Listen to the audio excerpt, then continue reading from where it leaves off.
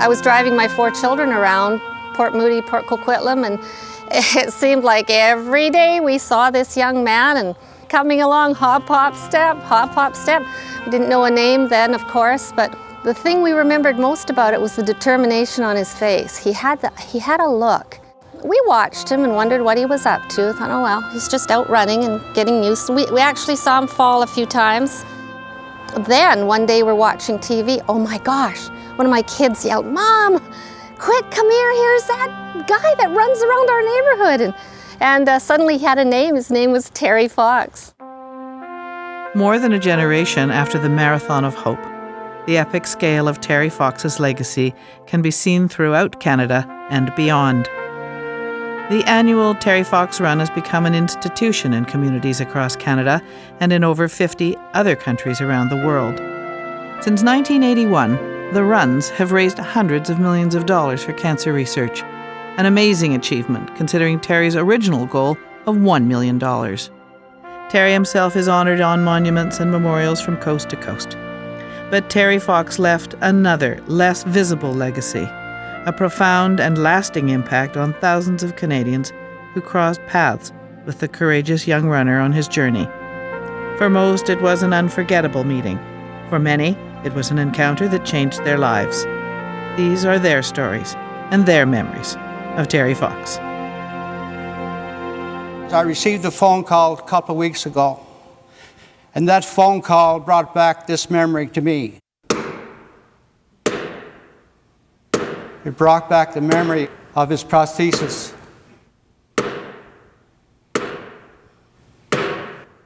of his leg hitting the pavement so many hundreds of thousands of times until he was so sick that he was taken off the road.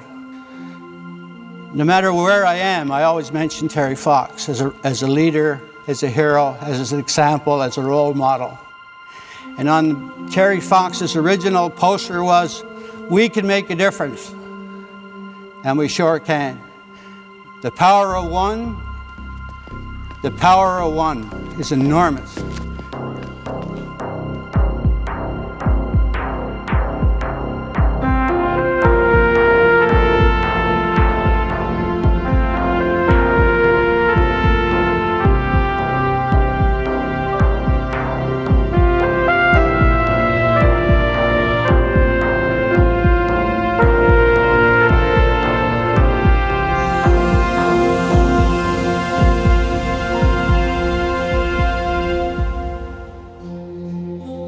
The Marathon of Hope officially began on April 12, 1980 in St. John's, Newfoundland.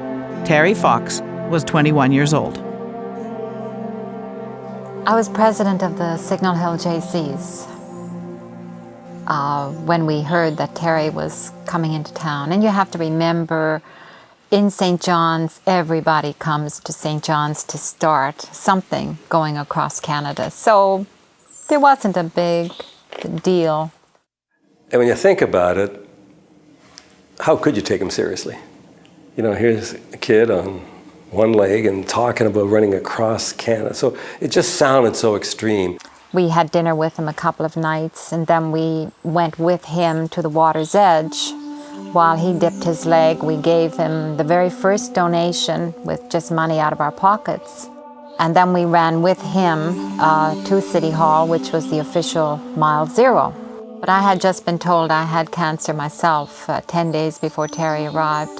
So I bonded with him and received courage from him because he just generated courage. He was so inspiring. The early days of the run were particularly hard. Fundraising was sluggish, the weather was lousy, and the people were sometimes more skeptical than supportive. It was in the middle of nowhere. This was like close to central Newfoundland. There was absolutely nobody there running with him, nobody on his side. We thought, he's got to be from the mainland. Look at this. This guy's out in the cold, foggy, drizzly day. He's got a cramp, and I'm like, stop it, man. Are you a fool? Like, get off the road or something, you know? At that point, he had probably been on the road for 4 or 5 days, so he would have received a snippet of news coverage. But at that point, he was just some guy. Still, many people opened their homes to Terry and his driver, longtime friend Doug Allward, offering a place to sleep or a home-cooked meal. Bradley Moss was 8 years old when Terry Fox came to dinner. I said, does it hurt? Does it get sore from the running you're doing? And he said, yeah. He said, it gets sore, and sometimes I rub it, I rest it as much as I can. He said, but I have to keep going. There are a lot of people who are very sick, and I need to continue this run. A lot of people are sick. And he put his hand on my head and kind of ruffled my hair, and he said, and a lot of them are kids like you. And that, I never forgot it. Those sick people were fellow cancer patients that Terry had seen in hospital. Their plight and their pain had ignited a need in him to do something to help. But what? The inspiration for a cross-Canada run came from a man Terry had never met, a one-legged marathon runner named Dick Trom. I ran the first marathon in October 1976, and then there was a picture of me in Runner's World in January of 77. It was a small article, and Terry was about to lose his leg in the spring of 77. And his basketball coach, Terry Fleming, showed him an article. Here's some guy in New York who's run a marathon. And Terry looked at it, and according to him, that night he had a dream that he'd run across Canada. Now, I met his mom some years later, and she told me what really happened. And her story is that he sees this picture of me, and he looks at it, and he says, if this old guy can run a marathon, I can run it every day. That was the goal, a marathon a day and $1 million. It was an extraordinary ambition, and it inspired other people to do extraordinary things too. Terry's last stop in Newfoundland was the town of Port aux Basques. And there he ran into a lady who throughout the week had heard about Terry and decided that she'd have fundraising. And she presented him with a check of $10,000. And that's a lot more money than they had raised all through Newfoundland. He was very inspired about that when I had talked to him, which was probably an hour later, not receiving the money probably that he thought he would. Probably put him down a bit, but after arriving with Mrs. Gladys Willis, I think that made it all worthwhile. A $10,000 donation from a town of 10,000 people. And on the long ferry ride to the mainland, Terry set a new fundraising target, $22 million, $1 for every person in Canada.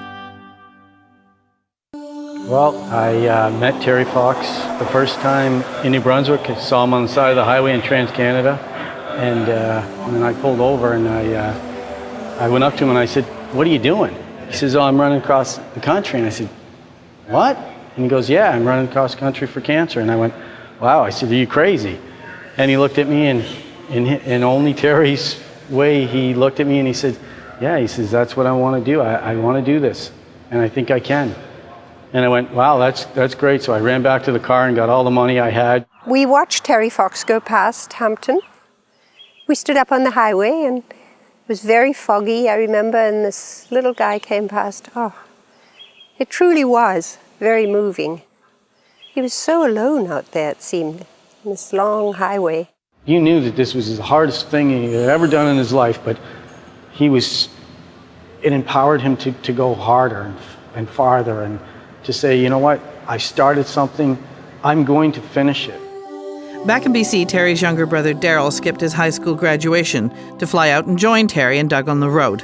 A few days later, the Marathon of Hope crossed into Quebec. If the Maritimes had been disappointing, Quebec was utterly discouraging. Few people seemed to know or care about the Marathon of Hope. He was feeling a little down because of the lack of support in Quebec. And he said he didn't understand it because everybody gets cancer. There are no political borders or provincial borders for cancer. And he wanted to know what to expect in Ontario. And I was saying, they're waiting for you. And he said, well, will you be there?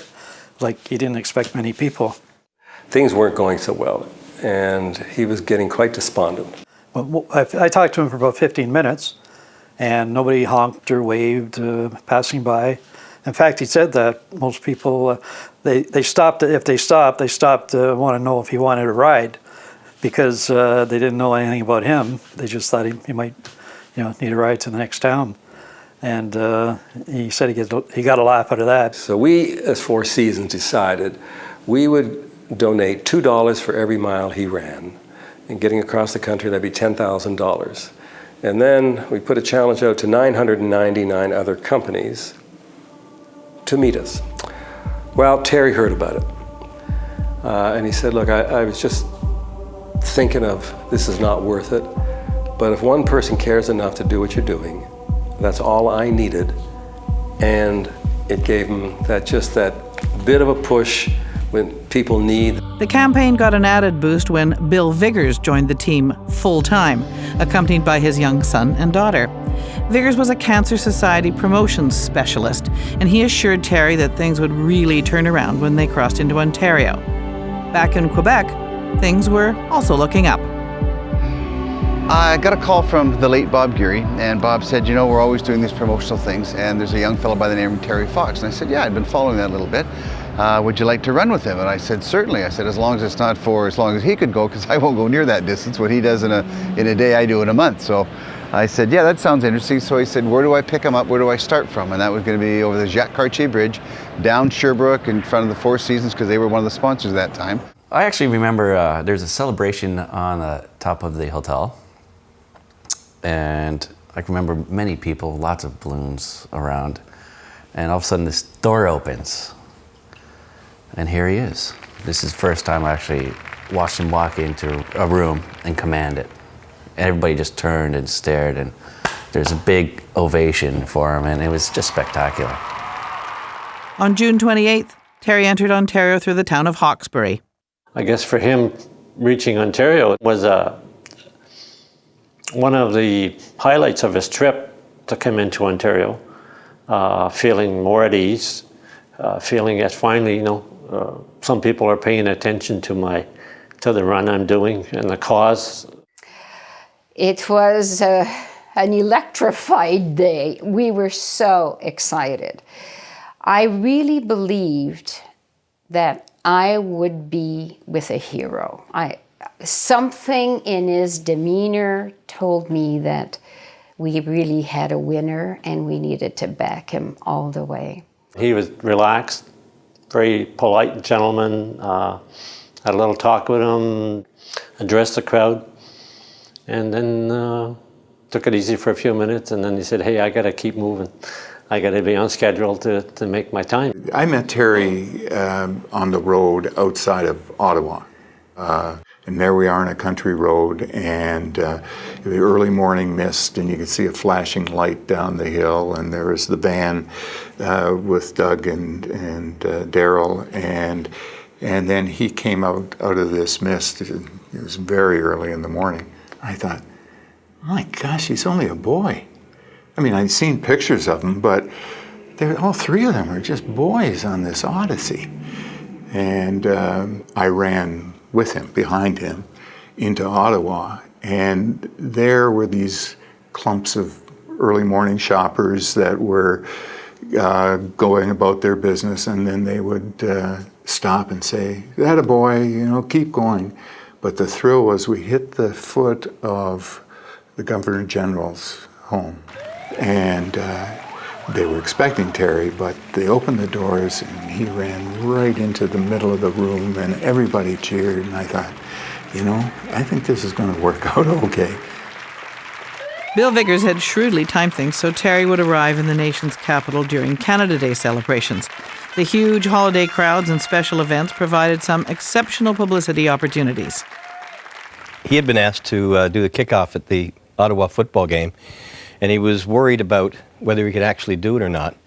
So we brought a football in from the sidelines, and Terry took it down, and we were down here at the center of ice. There was no lights on. It was dark, just some emergency lights on and the exit lights. And he practiced a couple times. First time he tried to do it was balancing on his artificial leg, and he kicked the ball and it kind of dribbled off, and then he tried the other way, and he was really worried. He was concerned about making a fool of himself or falling. I met the Queen one day at center field at Lansdowne Park, along with Prince Philip, of course, and there were always dignitaries coming through, and I was a Canadian, I was the kicker, and so I was out there meeting dignitaries from time to time and try to look formal, but all of a sudden, Terry Fox is coming into town, and I knew he was coming into town. And I remember standing here at the door and thinking to myself, I hope there's some kind of reaction. I hope they know who he is. I hope this works. The feeling grew through the moment of the honorary kickoff to see fleetingly a great hero. And we came out, and Terry was about here, and they hadn't even started to introduce him. And I can remember as we came out, even before they said, "Ladies and gentlemen," I can remember the announcer going, "Ladies and gentlemen," and I'm looking around, and the whole place starts to go wild. It was the applause and the yelling and the screaming, and we got to about to the sidelines, and they said, "Ladies and gentlemen, Terry Fox."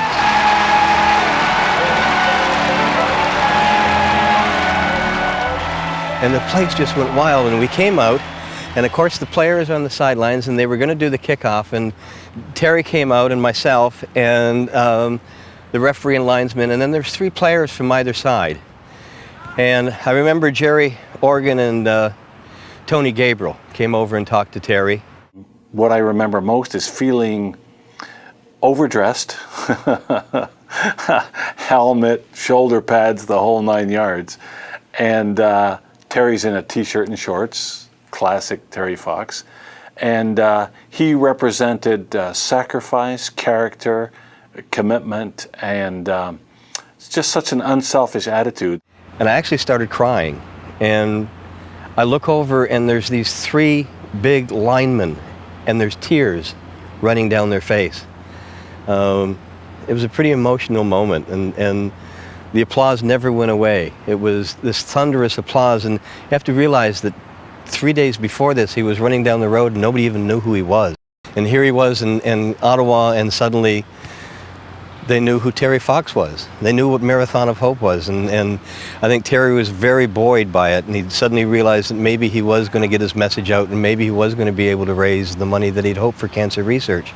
And the players alike were equally impressed with his presence and with his commitment to a task that none of us could probably take on.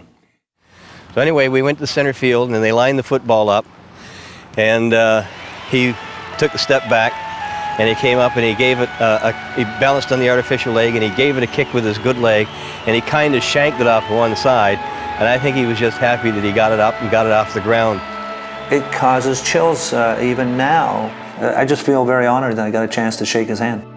And it was the beginning of what was to come. And the next day, we were off down Highway number 7 to Toronto, and the world awaited Terry.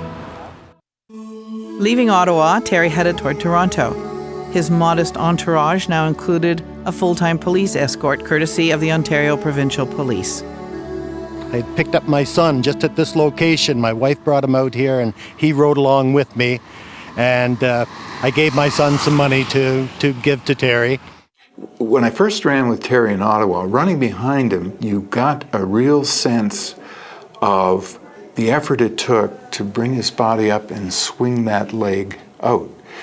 And so he wasn't just running a lot of miles. He was putting a lot of effort into every step. Looking at Terry Fox coming down the bridge into Ontario, I guess I was unprepared seeing or the effort he required to get that artificial leg of his to move along, like a skip and a hop, a skip and a hop. It looked like such a laborious way to cover the ground. It didn't look easy at all. Grant Darby is a high school teacher and an amateur triathlete. He portrayed Terry in a biographical movie. His film wardrobe was an exact copy of Terry's, right down to the prosthetic leg. The leg that I have on here is a replica of what Terry used for his Marathon of Hope. And it's basically a very simple leg. The leg basically works as a simple hinge unit, pivoting on a single point here with a metal shank down, and pivots on the one point. What Terry found is as he was running, the leg did not swing through fast enough.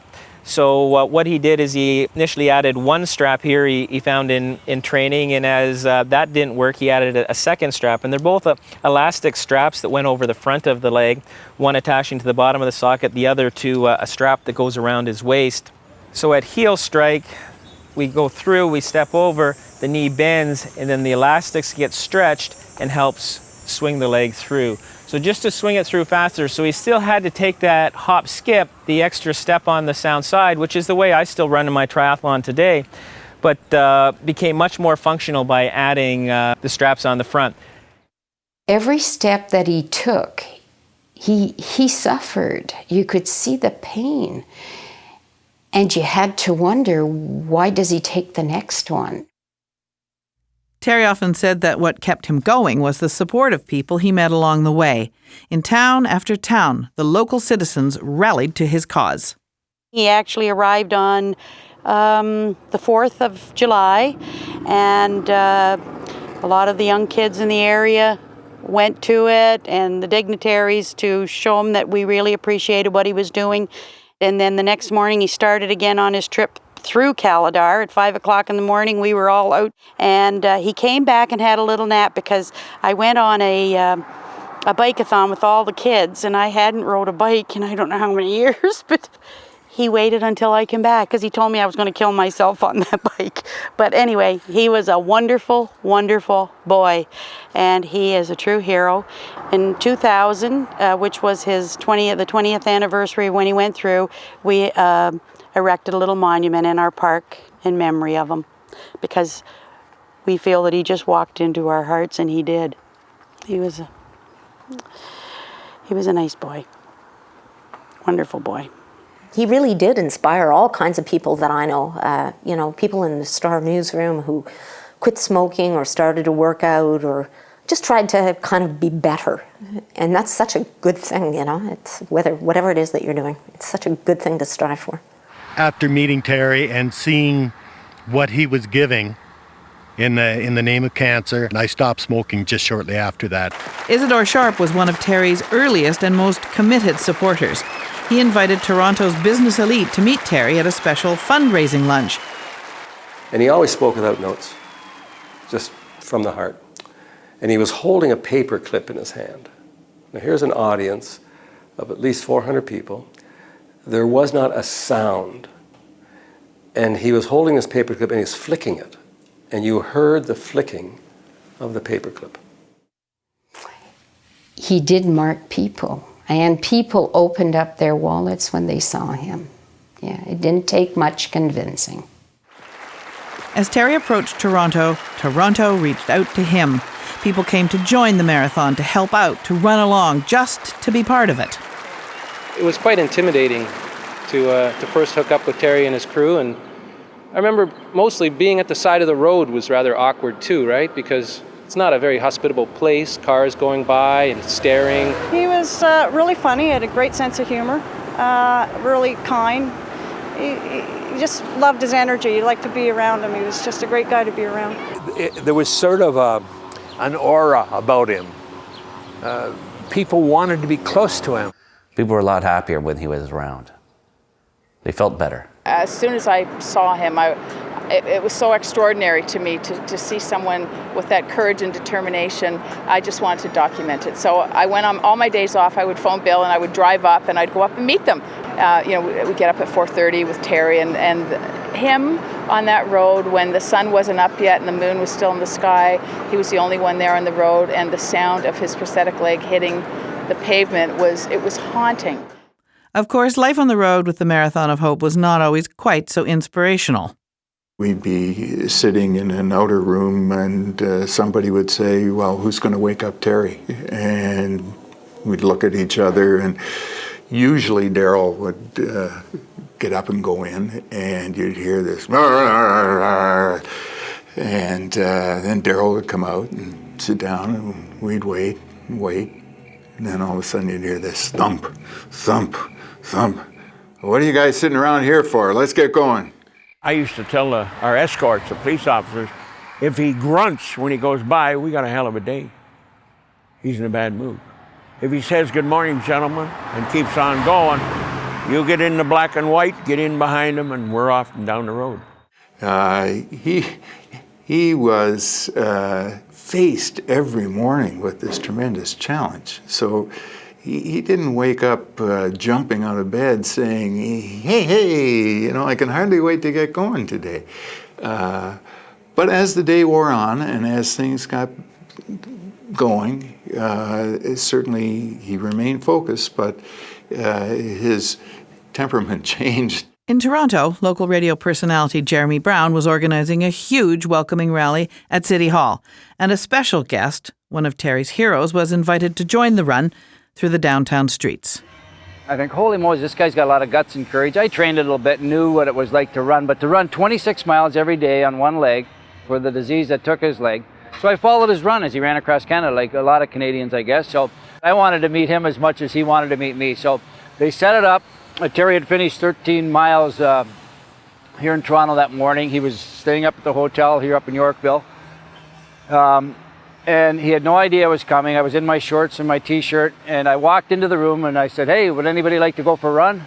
And I'll remember that day for the rest of my life. The emotion, the expression on his face, his brother was there, the other, supporters and volunteer workers. And then we ran down University Avenue.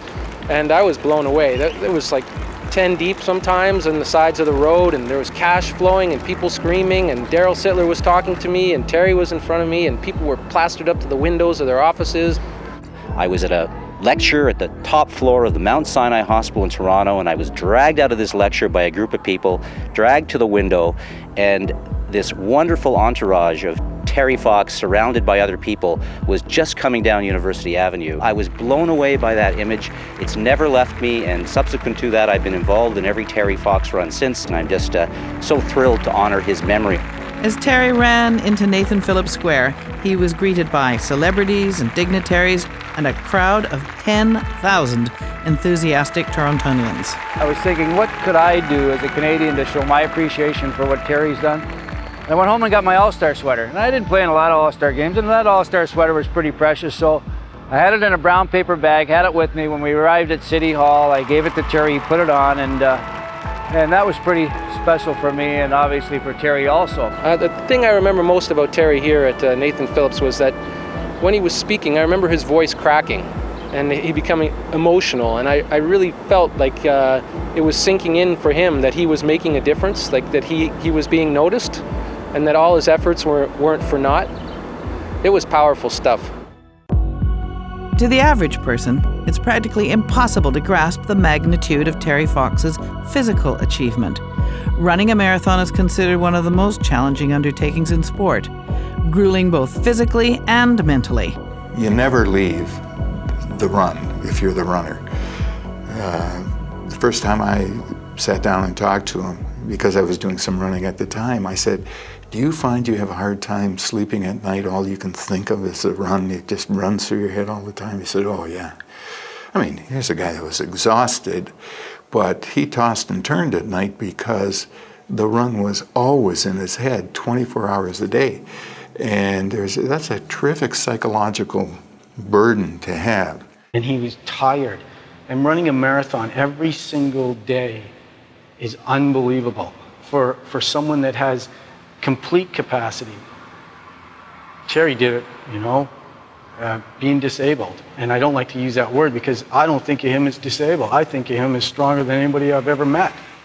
And the responsibility kept getting greater, as far as he was concerned, because more and more people now were counting on him. And they were expecting him to be able to do it. After all, he did it yesterday and the day before. He can do it today, and we'll wait here, but he'll be coming because, hey, this guy's doing it. So tremendous pressure for him. And he handled it well, but the fact is, it wasn't easy. I remember being surprised at how far he could cover in a day. We'd film him running and then drive off somewhere to get shots of something else and then come back and, well, where is he now? And he'd be like, here already? we go, he ran a marathon a day, and he'd stop for his water and his oranges, and he'd, throw the water at somebody or crack a joke or do something silly, and, and on he went. I do a triathlon, and I know the dehydration that takes place while you're out in a 3-hour event, and the stump doesn't fit in the socket quite as well at the end as it did in the start, and you start getting some of that pistoning effect. And that's what Terry had to deal with day after day, and that pistoning effect caused the blisters and caused some bleeding of his stump, where if I have some irritation, I've got a week to recover from that before I go through all that again. Terry did that the next day. No one's body is actually prepared for that kind of task. The physical pain and limitations were all blocked out, and he was able to do it. And that happens occasionally in athletics, but I think Terry was in a zone of performance that few athletes ever reach. My image of him is at the end of a day when he was so tired and so exhausted. I've yet to see anyone ever work that hard. And I think of him sometimes when I get tired like that, and I think, well, what I'm experiencing is nothing. And he knew he was going to get up the next day and carry on. So I really don't have any excuse to do anything other than that as well. Through the summer of 1980, the Marathon of Hope rolled through sweltering southern Ontario, stirring normally quiet towns into a frenzy of excitement. He was coming, and we heard the siren, and way down the street you could hear it, and then he was here, and there was an eruption of sound. It was an ovation like I'd not heard before. This is a very laid-back, conservative city. At least it was till the day Terry came to town. And while he was preceded everywhere by a wave of anticipation and interest, Terry himself impressed people with his down-to-earth ways. They had told us that Terry was to go to his room and we were to serve him breakfast on a tray in his room. And Terry wasn't into that. Once he got there, he said, "Hey, I want to sit at the table and have breakfast like at home." So that's what he did with us. He looked at me and says, "You got nothing to do tomorrow?" I said, "No." He says, "Why don't you run with us?" I went, "Okay." We're just about to start running at the point where he stopped on the far side of Stratford. And Terry himself took one look at me and said, "That won't do." And I said, "Well, what's wrong?" Where I was wearing my high school t-shirt. He says, "You don't look like one of us." He turned around his van and he tossed me one of his own t-shirts. Says, "Put this on." So that's kind of a memento that not very few people have. I think the longer that we were on the run, the more we realized what a big event it was. Yeah. The name of the game was a mile down the road, a day at a time. Get home. That's what it was. And $1 a person. And I think he did pretty good. What does it take to run a marathon a day? Determination, strength, stamina, and calories. Lots of calories. It was always fun to go into a restaurant, sit down and have breakfast because we'd all open up the menu and Terry would finally say, "I'll have this, this, this, this, and this, and this, and this." And the waitress would say, "Fine," and she'd go to walk away thinking he had ordered for the table. He had just ordered for himself. He burned up a lot of calories every day. If that day was any occasion, he was eating about 4 times what any one of us could eat, and he'd go for pretty filling, starchy stuff. It was the marathon of junk food, really, the whole run. It was appalling, the stuff that he was shoveling into him. There was French fries, there was gravy, there were pancakes, there was everything. And I came to realize this was a bit of a trend. It didn't matter where Terry stopped, and it didn't matter whether the waitress was 60 and had varicose veins or whether she was 18 and a wide-eyed schoolgirl. They felt the need to mother him and to put food on the table, and he would eat a phenomenal amount. Terry's route through Ontario could have been much shorter, but he chose the long way, to take his message to as many people as possible in the heavily populated south. Heading north, towns were fewer, the crowds were smaller, but enthusiastic. Outside Sault Ste. Marie, a bout of tendinitis forced Terry to take a break. The doctor there analyzed the leg, came out and said to me, "You got to get him off his feet for 36 hours. I looked at the doctor and said, "Are you crazy?" I said, "I got to do something I promised Terry I would never do." I have to lie to them. I'm going to tell them the weather's closed in behind us and we can only go back by bus. And we can't get out of here till noon Sunday. And by God, to my surprise, he bought it. So we had a Saturday night of recreation in the Sioux. My dad called and said, how about you and Terry go out for dinner tonight? And I said, oh my God, sure, that would be great. So cleaned my car, I had this old Volare station wagon with the paneling down the side, we ended up we went out for dinner and to a movie, and it was a really nice evening. I think it was very different for him. Just from the perspective of it was a one-on-one conversation for a while with another young person, I guess, and a lot of people came over while we were having dinner and talked to him and wished him well and asked him for his autograph and those kind of things. And I remember asking a lot of questions like, "What's it like?" You know, and it's such a fond memory I have.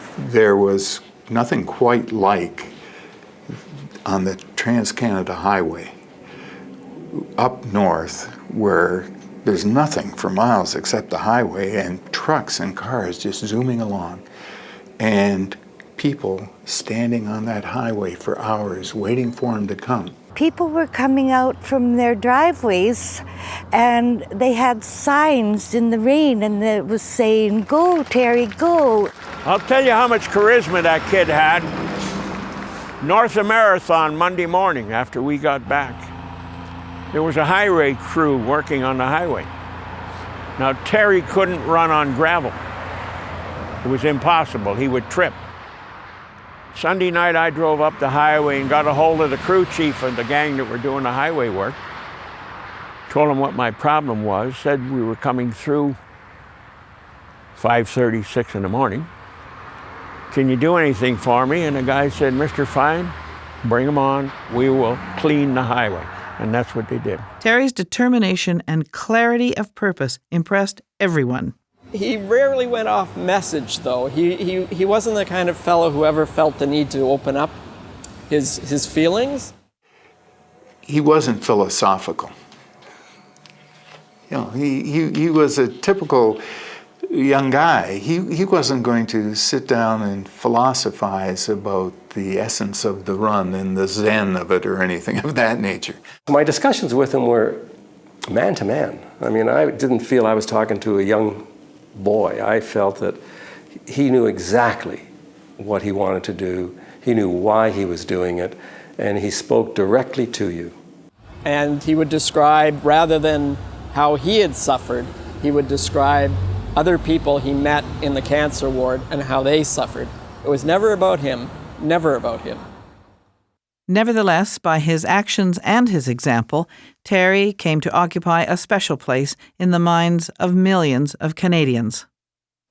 I think there are very few genuinely inspirational people. At least I don't have any sort of heroes. I don't think very few people is heroic, actually, but I thought that Terry Fox was heroic, partly because it's so hard to go through what he went through and to emerge with such a fierce will intact, and because of his physical courage. I mean, the pain that he was in all the time, because healthy runners hurt like hell all the time, and he was a one-legged runner who did a marathon every single day. I just feel grateful to have seen him in action, to see somebody work so hard, to see one person transform a nation. You don't really think that's possible, but damn it, it is. He's a role model of somebody who decided to do something. He's such an, and I'm sure a lot of people say this, he's an example of the power of one person. And anybody who thinks that one person can't change the world, it's possible. And that kid did it. He did it. To me, it became obvious that the public had truly embraced what they saw as a genuine hero. He wasn't a hockey player or a rock star, but the public knew that he was making a big sacrifice. It wasn't in any way self-serving. He ran through more than half of his run without the public being aware of him. He wasn't doing this for Terry, and the public knew that. He inspired me to be a better person, to be greater than I ever thought I possibly could be, you know? And I think Terry, he's in the same realm. When I think of heroes, you know, I mean, people think of us, I guess, as heroes, but you know what? There's a guy that he gave everything. He gave the ultimate sacrifice. The Cancer Society wanted to keep an eye on him. So when he left Newfoundland, when he started to run, they had set up checkups for him. Never showed up at any of them. And he kept telling them, don't make checkups, no doctors, I'll tell you when. I think he knew everything about his body the way that you do in a visceral way. So I think he would have known, he would have had some different pain in his lung or in his chest or some new soreness that he just didn't want to admit was there. I mean, that's what we do, all of us. We deny it as long as we can. And then I think it became so great he couldn't deny it anymore. I think he knew, to be honest with you, I really think when he was here in Ottawa, he was hurting. When he came across the bridge in Hawkesbury, he was hurting. I think he knew there was something up all the way, and I think he was beating the clock. When I was speaking to him when he was in Toronto, we met at the hotel and we talked about it, and I said, Terry, you know, this is bigger than you ever thought. And when you get to Vancouver, this will be worldwide. Nothing like this would ever been done.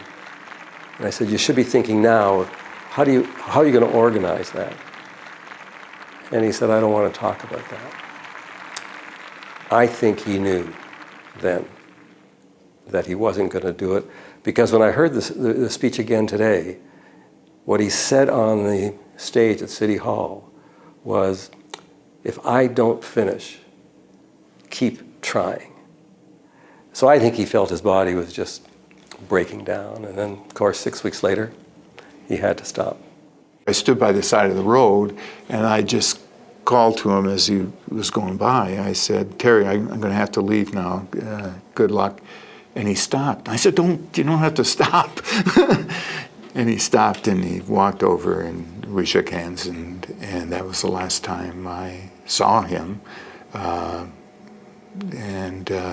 Of course,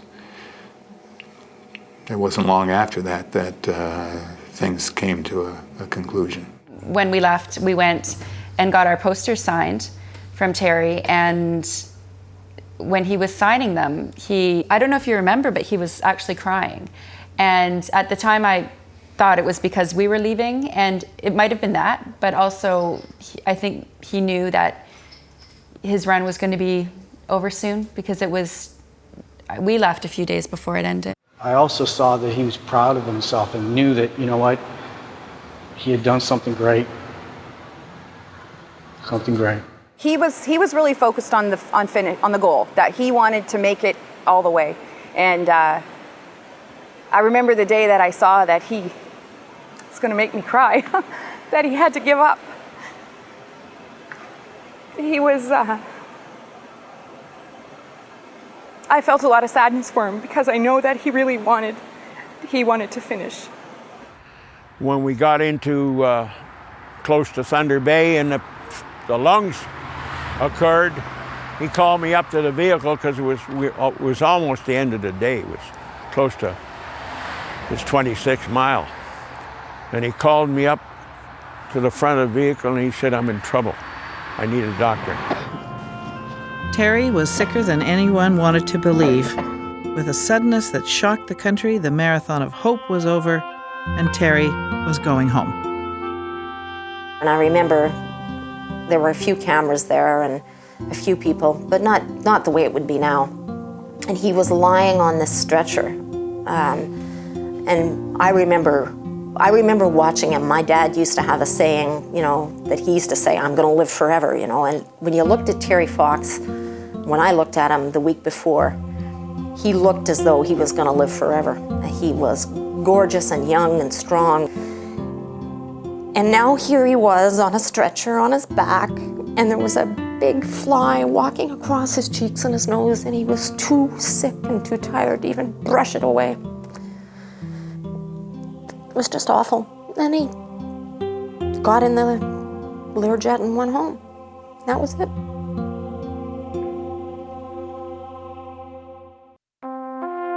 Terry Fox stopped running a few kilometres east of Thunder Bay. That stretch of the Trans-Canada is now called the Terry Fox Courage Highway, and a magnificent monument immortalizes Terry and the Marathon of Hope. The place where the run actually ended is a little further east. It's marked by a modest post. Jim Pope watched Terry take his final steps. This is roughly where we had seen Terry get picked up here. And then actually nobody had looked after it at all, so I just thought somebody has to do something here. So I just started mowing the grass. We just come down maybe once a week, once every couple of weeks, depending whenever it needs maintaining, pick up the garbage, make sure everything's clean around here. It's not a lot of work, and it's just something that I like to do, and it means a lot to me to do this. And I hope now with my daughter and my granddaughter, and they understand really what actually he has done for, not just for cancer, but for everybody who needs a little bit of hope. Despite his own failing health, Jim Pope has maintained the marker site for over 25 years. For him and thousands of other Canadians, Terry Fox remains a powerful and inspiring presence. I think of him all the time. I honestly do. I mean, he's an inspiration. He's been an inspiration to so many. When they had this thing recently about the greatest Canadians ever, to me, he was the greatest Canadian. I see benchmarks of Terry everywhere. I see Terry as, he's part of the fabric of Canada. This is our story. He's our defining hero. And, how great is that we have somebody like Terry, I think he's such an image of courage that you can't help but keep that in the front of your mind. He's with me every day. He's with me every day.